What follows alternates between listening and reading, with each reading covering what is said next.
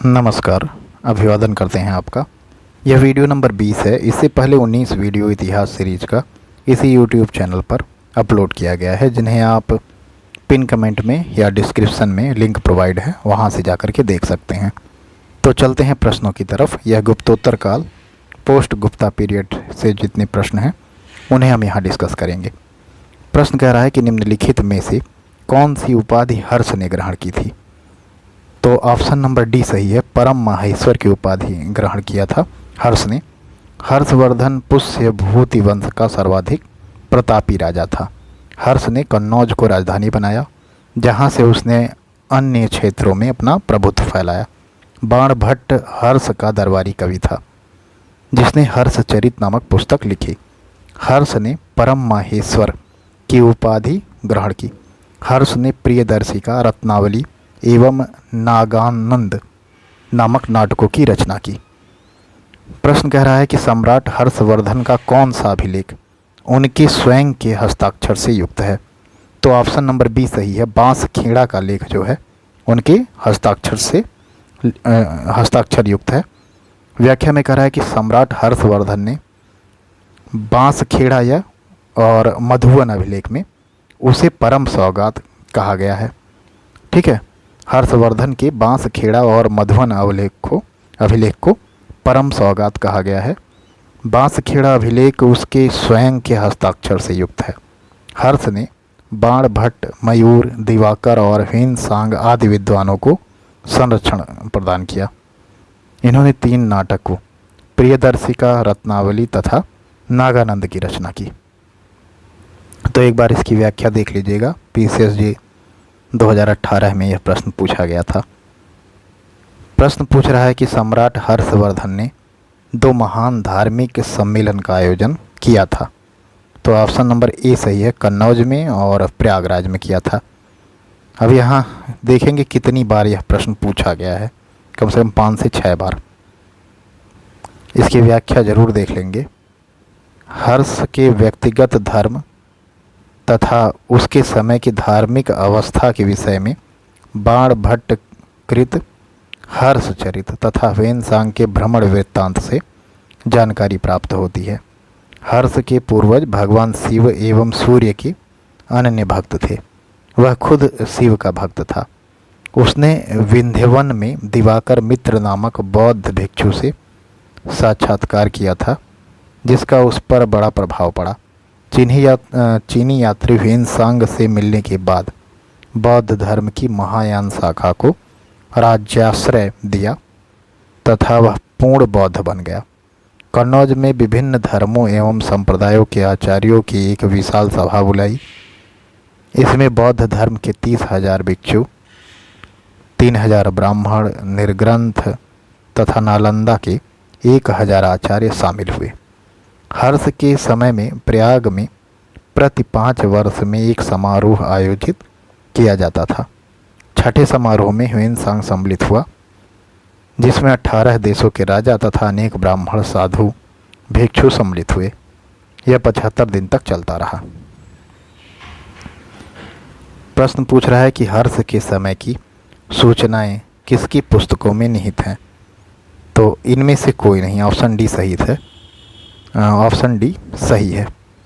व्याख्या में कह रहा है कि हर्ष के समय की सूचनाएं बाणभट्ट की पुस्तक हर्षचरित व ह्वेनसांग के भ्रमण वृत्तांत से प्राप्त होती है।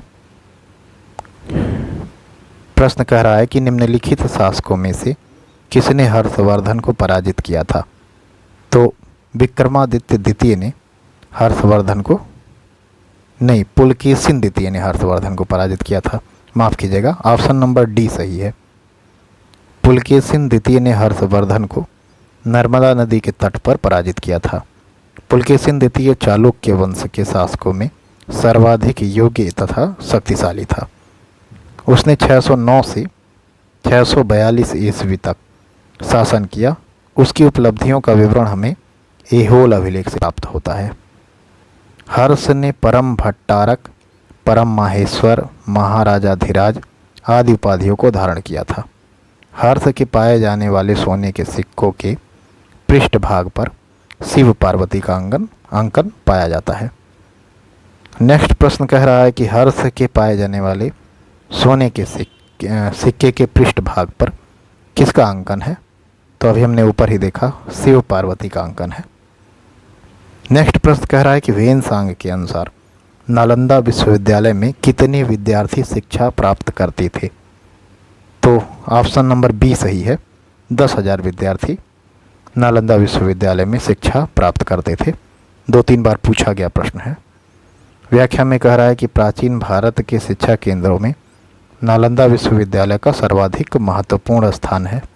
पटना के दक्षिण में लगभग 40 मील की दूरी पर आधुनिक बड़गांव नामक ग्राम के समीप यह शिक्षण केंद्र स्थित था। चीनी यात्री वेनसांग के अनुसार इसका संस्थापक शक्रादित्य था। शक्रादित्य की पहचान कुमारगुप्त प्रथम से की जाती है, जिसकी प्रसिद्ध उपाधि महेंद्रादित्य थी। वस्तुतः एक शिक्षा के केंद्र के रूप में नालंदा की ख्याति 5वीं शताब्दी से बढ़ी तथा 6वीं शताब्दी तक आते आते यह शिक्षा का एक अंतर्राष्ट्रीय केंद्र बन गया, जहां चीन, मंगोलिया, तिब्बत, कोरिया, मध्य एशिया आदि देशों से शिक्षार्थी शिक्षा ग्रहण करने के लिए आते थे। वेनसांग के अनुसार यहाँ लगभग 10,000 शिक्षार्थी शिक्षा ग्रहण करते थे। वेनसांग हर्षवर्धन के समय भारत आया था। इसने सियुकी नाम से अपनी यात्रा वृत्तांत लिखा है। नेक्स्ट प्रश्न कह रहा है कि हर्ष के साम्राज्य की राजधानी क्या थी? तो कन्नौज थी हर्ष के साम्राज्य की राजधानी। ऑप्शन नंबर ए सही है। हर्ष ने अपनी बहन राज्यश्री के आग्रह पर कन्नौज की गद्दी पर बैठना स्वीकार किया और अपनी राजधानी भी थानेश्वर से कन्नौज हस्तांतरित कर दी। हर्षवर्धन लगभग 606 ईस्वी में थानेश्वर की राजगद्दी पर बैठा था। इसके विषय में जानकारी बाण भट्ट द्वारा रचित हर्षचरित से मिलती है। समृद्धि और ऐश्वर्य के कारण कन्नौज को महोदय नगर भी कहते थे। तो कन्नौज को महोदय नगर भी कहते थे, यह भी याद रखिएगा। प्रश्न कह रहा है कि निम्नलिखित में से किसकी उपाधि परम सौगात थी? तो राज्यवर्धन की उपाधि थी परम सौगात। यहाँ व्याख्या में बताया जा रहा है कि राज्यवर्धन प्रभाकर वर्धन की मृत्यु के उपरांत 605 ईस्वी में थानेश्वर की गद्दी पर बैठा। अपने बहनोई ग्रहवर्मा की हत्या का प्रतिशोध लेने के लिए वह शत्रुओं की ओर बढ़ा, किंतु गौड़ शासक शशांक ने कुटिल ढंग से उसकी हत्या कर दी। बांसखेड़ा ताम्रलेख में राज्यवर्धन को परम सौगातः सुगत ईव परहितय कतः परम भट्टारक महाराजाधिराज श्री राज्यवर्धन कहा गया है। अतः श्री राज्यवर्धन स्वभाव से सरल और बौद्ध धर्म अनुयायी था। प्रश्न कह रहा है कि मौखारी शासकों के निम्नलिखित अभिलेखों में से किस में जलायान का उल्लेख मिलता है? तो ऑप्शन नंबर ए सही है। असीरगढ़ मुद्रा लेख में जलायान का उल्लेख मिलता है। कन्नौज के मौखरी शासकों में 6वीं सदी के आसपास के सर्ववर्मा के असीरगढ़ मुद्रा लेख में जलयान, यहाँ गलत लिखा है, जलायन लिखा है, जलयान का उल्लेख मिलता है। हड़हा अभिलेख में मौखरी शासकों की उत्पत्ति के बारे में वर्णन मिलता है, जबकि भेटौरा, अयोध्या एवं अहिच्छत्र में इनकी मुद्राएं प्राप्त हुई हैं। प्रश्न कह रहा है कि निम्नलिखित राजाओं में से किसने धर्म महाराज की उपाधि धारण की थी? तो ऑप्शन नंबर बी सही है। प्रवरसेन प्रथम ने धर्म महाराज की उपाधि धारण की थी।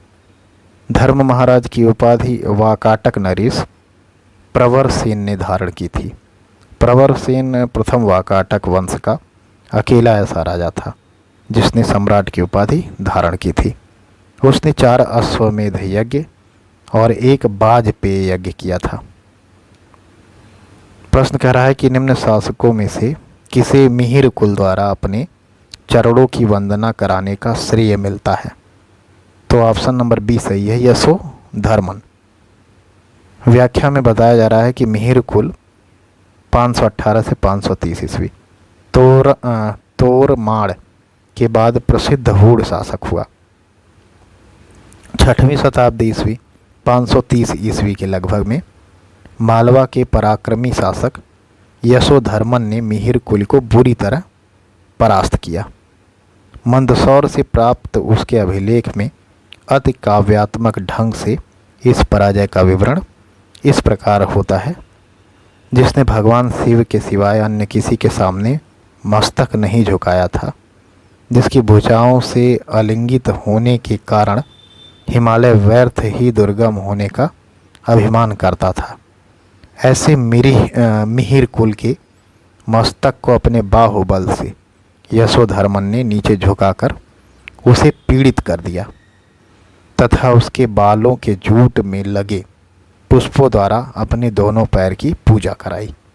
मंदसौर लेख में मिहिर कुल को सर्वप्रथम पराजित करने का श्रेय यशोधर्मन को दिया जाता है, जो कोरी अतिरंजन प्रतीत होती है, कोरी अतिरंजना प्रतीत होती है। अब यहाँ पर कुछ चीज़ें दी गई हैं जो दिख नहीं रहा है। चलते हैं नेक्स्ट प्रश्न पर। कह रहा है कि वल्लभी विश्वविद्यालय स्थित था, तो ऑप्शन नंबर डी सही है, गुजरात में स्थित था वल्लभी विश्वविद्यालय। वल्लभी विश्वविद्यालय गुजरात में स्थित था। 6वीं शताब्दी से 12वीं शताब्दी तक इसकी प्रसिद्धि चरम पर थी। चीनी यात्री इत्सिंग ने लिखा है कि यह विश्वविद्यालय 7वीं सदी में गुणमती और स्थिरमती नामक विद्वानों ने यहाँ से शिक्षा ग्रहण की थी। यह विश्वविद्यालय धर्मनिरपेक्ष विषयों की शिक्षा के लिए जाना जाता था। यही कारण था कि इस शिक्षा केंद्र पर पढ़ने के लिए पूरी दुनिया से विद्यार्थी आते थे।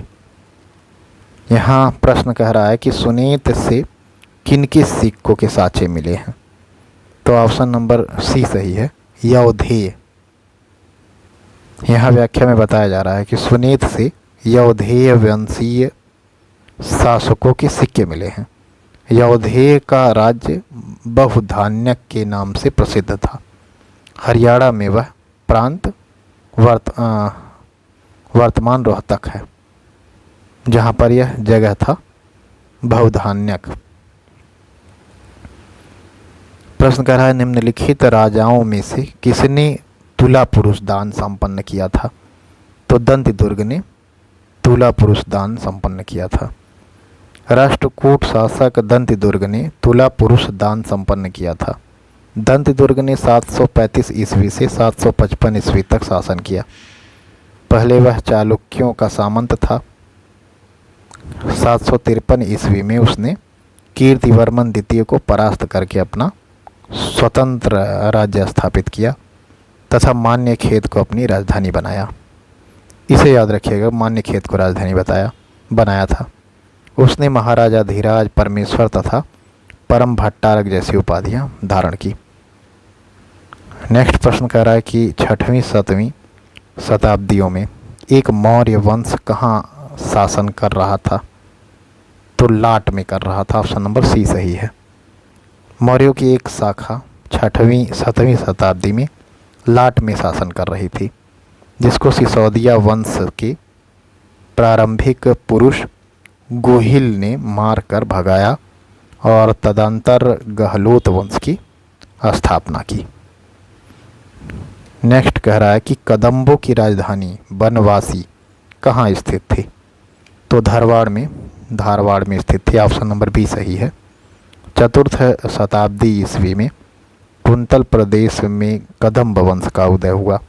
कदम्बों की राजधानी बनवासी बैजयंती, इसी का नाम है बनवासी, इसी का नाम है बैजयंती थी, जो वर्धा नदी के तट पर कर्नाटक के धारवाड़ में स्थित थी। कदम्बों का सबसे महान शासक मयूर शर्मन हुआ। यह बहुत ही महत्वपूर्ण फैक्ट है कि कदम्बों का सबसे महान शासक मयूर शर्मन, और इसका टाइम पीरियड बताया गया है 340 से 370 ईस्वी। प्रश्न कह रहा है कि विक्रमशिला विहार का संस्थापक कौन था, तो यह तो बहुत बार पूछा गया प्रश्न है, धर्मपाल था। पाल वंश की स्थापना गोपाल ने 750 ईस्वी में किया था। यह जनता द्वारा चुना गया पहला शासक था। इस वंश की राजधानी मुंगेर थी। इस वंश का सबसे प्रतापी शासक धर्मपाल ने विक्रमशिला विहार की स्थापना की थी। गुजराती कवि सोढल ने धर्मपाल को उत्तरापथ स्वामी की उपाधि दी थी। प्रश्न कह रहा है कि निम्नलिखित में कौन धर्मशास्त्र लेखक पैतृक संपत्ति में पुत्र का जन्मना अधिकार मानते थे? तो विज्ञानेश्वर हैं, ऑप्शन नंबर डी सही है। यहाँ व्याख्या में देख लेते हैं। व्याख्या में बताया गया है कि कौटुंबिक विधान के संदर्भ में विज्ञानेश्वर की मिताक्षरा एवं जिमूतवाहन की दाय भाग की विचारधाराएं प्रचलित थी, जिनकी गणना वैधानिक ग्रंथों के उपरांत की जाती थी। बंगाल तथा आसाम के कुटुंब दाय भाग एवं शेष भारत में मिताक्षरा के नियम प्रचलित थे। मिताक्षरा के विचार अनुसार पुत्र तथा पौत्र के अधिकार गृह स्वामी की मृत्यु के पूर्व ही कौटुंबिक संपत्ति में हो जाते थे, जो केवल परिवार की ओर से न्यासधारी अथवा प्रबंधक होता था। दाय भाग के अनुसार पिता की मृत्यु के उपरांत ही पुत्रों को संपत्ति प्राप्त करने का अधिकार होता था। प्रश्न कर रहा है कि गुप्तोत्तरकालीन सामाजिक एवं सांस्कृतिक अवस्था के संबंध में निम्नलिखित में से कौन सा कथन सही नहीं है? जैसे ही नहीं पूछेगा तो आप करिएगा घेराबंदी उसकी, ठीक है। तो इसमें से 3 सही है और 1 गलत होगा। तो कह रहा है भूमि अनुदानों की संख्या में वृद्धि हुई, तो यह बिल्कुल सही है। जातियों की संख्या में वृद्धि हुई, यह भी सही है। केंद्रीय नियंत्रण में वृद्धि हुई, नहीं, ऐसा नहीं है। केंद्रीय नियंत्रण में कमजोरी आई थी, कमज़ोर हुआ था। तांत्रिक क्रियाकलापों में वृद्धि हुई थी, यह भी सही है। यहाँ बताया जा रहा है कि गुप्तोत्तर काल में भूमि अनुदान की संख्या बढ़ने के कारण नए भू अभिजात वर्गों का तेजी से विकास हुआ। इन नए भू अभिजातों के बढ़ने से सामंती प्रवृत्ति का विकास हुआ, जो अपनी प्रभुसत्ता को बढ़ाने के लिए निम्न वर्गों पर अत्याचार करते थे और आपस में लड़ते रहते थे, जिससे प्रजा इन पर समर्पित भाव नहीं रखती थी। अतः इस काल में केंद्रीय शक्ति का ह्रास हुआ था। सामंतों के पास स्वयं सेना रखने की शक्ति होती थी। सेना का नियंत्रण भी इनके पास था, अतः यह केंद्रीय शक्ति की अवहेलना करने में सक्षम थे। इस काल में परंपरागत 4 वर्ण भी अनेकानेक जातियों में बिखर गए। कई नई जातियां जैसे कायस्थ आदि इनके अंतर्गत समाहित किया गया। इस समय शूद्र जातियों की संख्या में तेजी से बढ़ोतरी हुई। प्रश्न कह रहा है कि निम्नलिखित में से कौन सती प्रथा के विषय में अपनी आलोचना के लिए ख्यात है? तो ऑप्शन नंबर बी सही है, दूसरा और तीसरा, बाणभट्ट और मेधातिथि। चतुर्थ शती ईस्वी के लगभग सती प्रथा लोकप्रियता प्राप्त करने लगी। वात्स्यायन, भास, कालिदास तथा शूद्रक जैसे लेखकों ने इसका उल्लेख किया। सती प्रथा के प्रचलन का प्रथम अभिलेखीय प्रमाण गुप्त काल का है। 510 ईस्वी में ईरण लेख से पता चलता है कि गुप्त नरेश भानुगुप्त का मित्र गोपराज हूणों के विरुद्ध लड़ता हुआ मारा गया, तो उसकी पत्नी अग्नि में जलकर मरी थी। लेकिन महाकवि बाणभट्ट इसका विरोध करते हुए इसे महान मूर्खतापूर्ण कार्य बताया था, जिसका कोई फल नहीं होता। यह आत्महत्या है, जिसका अनुगमन करने वाली स्त्री नरकगामिनी होती है।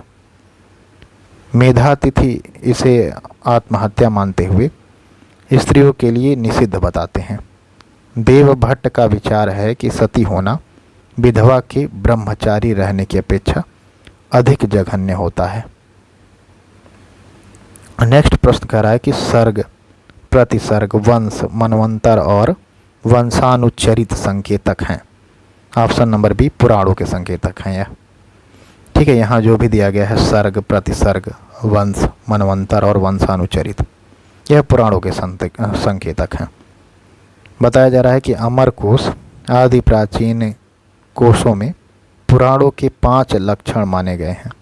सर्ग, इसे सृष्टि भी कहा जाता है। प्रतिसर्ग, जिसे प्रलय या पुनर्जन्म कहा जाता है। वंश, देवता व ऋषि सूची। मनवंतर, 14 मनु के काल। और वंशानुचरित, सूर्य चंद्र आदि वंशीय चरित। सर्ग में पंच महाभूत, इंद्रिय गण, बुद्धि आदि तत्वों की उत्पत्ति का वर्णन है। प्रतिसर्ग में संपूर्ण चराचर जगत के निर्माण का वर्णन है। और वंश में सूर्य चंद्र आदि वंशों का वर्णन है।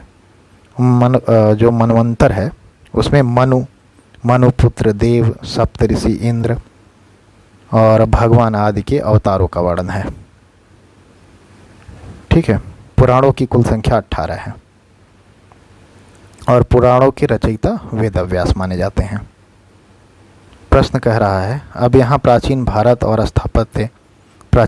में स्थापत्य कला, इससे संबंधित प्रश्न है जिसे नेक्स्ट वीडियो में हम डिस्कस करेंगे। अच्छा, एक प्रश्न आप लोगों से मैं पूछ रहा हूँ, अगर आप लोग इस पर कमेंट बॉक्स में बताएंगे तो मैं इस पर काम कर चुका हूँ। मेरे पास नोट्स भी तैयार हो चुके हैं जो RO के लिए स्पेशली हैं। अगर आप लोग बोलेंगे तो मैं उसको यहाँ डिस्कस करवा दूँगा 2 से 3 दिन में। जो RO के मुख्य टॉपिक हैं, जो इम्पॉर्टेंट टॉपिक हैं, उसे हम डिस्कस कर लेंगे। एटलीस्ट लास्ट टाइम में उसे ज़रूर हम देख के जाएंगे। ऐसा अगर आप लोग बोलेंगे तो हम डिस्कस करवा लेंगे। नोट्स तैयार हैं, बस आप लोग कमेंट बॉक्स में बताइएगा। चलिए, तब तक के लिए नमस्कार। आपका दिन शुभ हो।